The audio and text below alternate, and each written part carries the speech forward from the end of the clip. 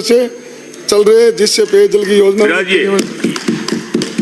2 minute सभापति जी, 2 minute, सिर्फ 2 सिर्फ 1 मिनट से। माननीय सभापति महोदय, मेरा आपने मुझे मांग संख्या 41 और 42 पर अपने विचार रखने के अवसर दिया, उसके लिए आभार।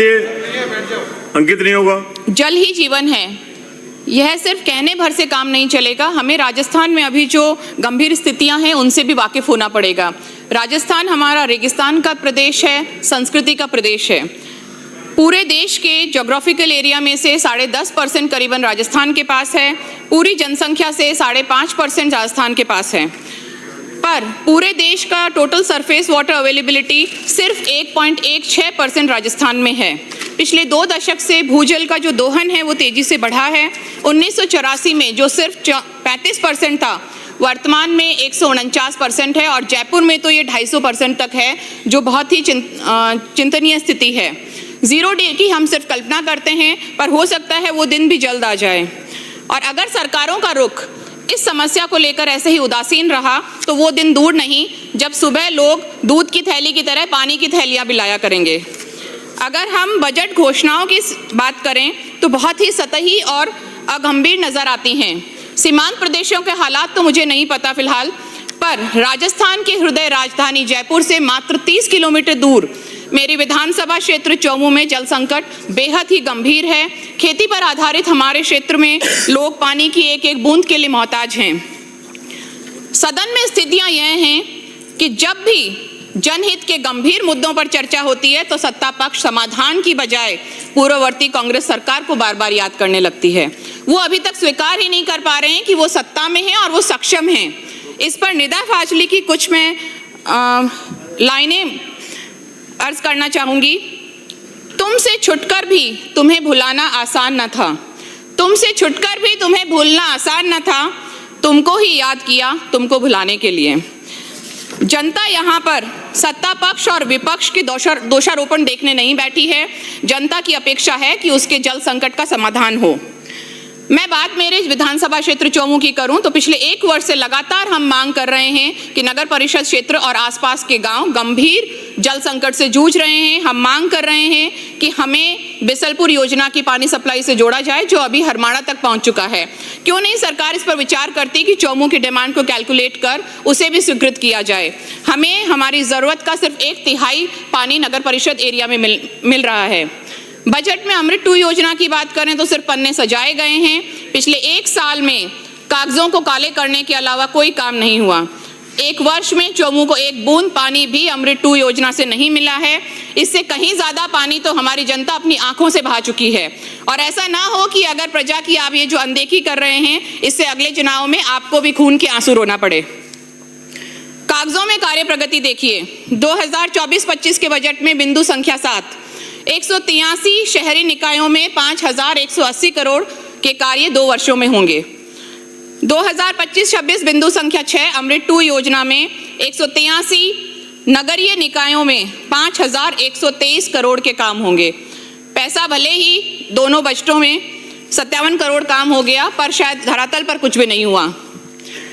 आंकड़ों का एक और भुलावा, पिछले बजट में 2 साल में विधानसभा वार 10 ट्यूबवेल और 20 हैंडपंप दिए गए। इस बार उन्हीं को घुमा फिरा के लिख दिया गया कि पूरे प्रदेश में 1000 ट्यूबवेल दिए जाएंगे। ट्यूबवेल की जब बात आई तो मैं मंत्री महोदय का ध्यान आकर्षण करना चाहूंगी कि पिछले साल के सैंक्शन 5 ट्यूबवेल में से हमें 1 बूंद भी पानी नहीं मिला है, पर इसका राजनीतिकरण जरूर हो गया है। सत्ता पक्ष के माननीय वरिष्ठ सदस्यों ने, धनखड़ जी और राठौड़ जी ने कहा था कि जल का राजनीतिकरण ना हो। तो मंत्री महोदय से, आपके माध्यम से मंत्री महोदय से मेरा निवेदन है कि आप जरूर संज्ञान लें और इस लिस्ट को देखें। जो 5 ट्यूबवेल्स हमारे एरिया में सैंक्शन किए गए हैं, इस लिस्ट को देखें तो आपको लगेगा पानी का तो यहाँ जातिकरण तक हो गया। ये इस पूरे सदन के सदस्यों के लिए बहुत ही शर्मनाक है। मंत्री कोई पार्टी विशेष के नहीं होते हैं, वो यहाँ 200 सदस्यों के होते हैं और उनके पीछे 8 करोड़ जनता खड़ी है।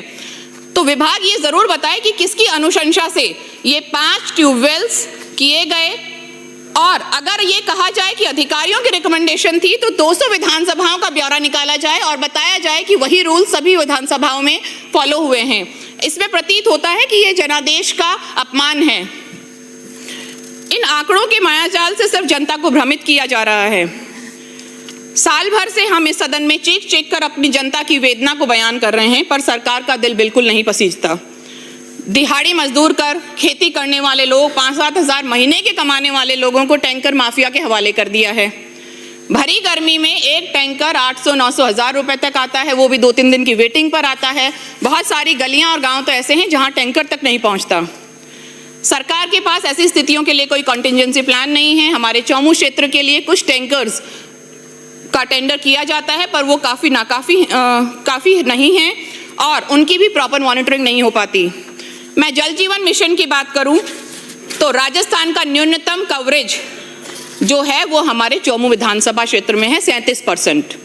केंद्र सरकार की जल जीवन मिशन की अवधि 31 मार्च 24 को पूरी हो गई और अब कहा जाता है कि 2025 बजट में केंद्र सरकार ने इस समय सीमा को 2028 तक बढ़ाकर संजीवनी दी।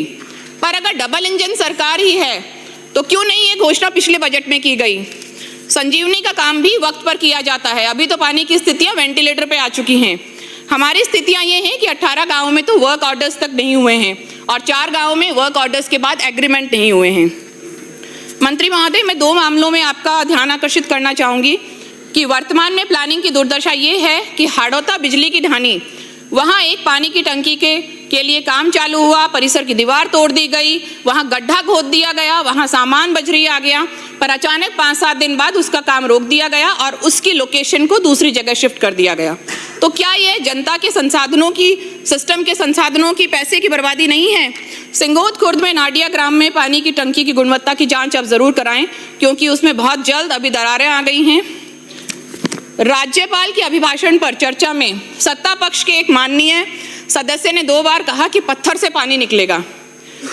कुछ चौमू की तरफ भी इस पानी को भेज दें अगर पत्थर से पानी निकले तो। वैसे भी हम तो हमारे इलाके में पत्थर का पानी, खारा पानी, फ्लोराइड रिच पानी ही पी रहे हैं। क्षेत्र में 15-16 आरओ प्लांट्स हैं जो करीबन सभी नॉन ऑपरेशनल हैं। 7 साल की पूरी उनकी डिफेक्ट लायबिलिटी पीरियड पूरा हो गया है।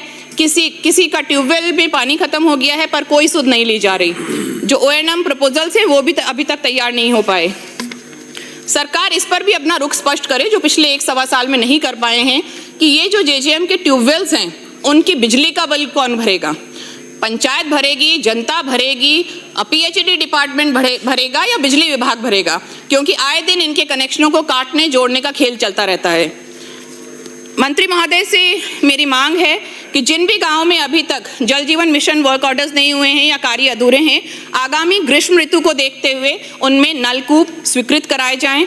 शहर में बहुत सारी ज़रूरत वाली जगह हैं जहां ट्यूबवेल की अनुशंसा मेरे द्वारा आपके विभाग में भेज दी गई है, पर वो पेंडिंग है, कृपया उस पर भी ध्यान दें। गोविंदगढ़ में कनिष्ठ अभियंता के 2 पद स्वीकृत हैं, 1 रिक्त है, वहां पर आप 1 और पदस्थापन कराएं और वहां पर JN AN जो हैं उन्हें आदेशित करें कि आमजन को सुविधा को देखते हुए गोविंदगढ़ कार्यालय में ही माननीय सभापति महोदय, चौमू के ग्वाल्डी और बलेखंड में नलकूपों को सिर्फ मैं 1 मिनट लूंगी सर। ग्वाल्डी और बलेखंड में नलकूपों को गहरा कराने का कार्य अतिशीघ्र पूरा कराया जाए। कुछ दिन पहले केंद्रीय जल संसाधन मंत्री ने कहा कि तीसरा विश्व युद्ध अगर होता है तो भारत उसमें भाग नहीं लेगा अगर पानी की वजह से हुआ तो, पर शायद वो राजस्थान की स्थितियों से अवगत नहीं है। समय रहते अगर हम लोग नहीं चेतते हैं और पानी की समुचित व्यवस्था नहीं करते तो हो सकता है पानी की वजह से मैं आपको धन्यवाद देता हूं। आपने मुझे बोलने का अवसर दिया, उसके लिए बहुत-बहुत आभार। जय हिंद, जय संविधान। मांग संख्या 41 एवं 42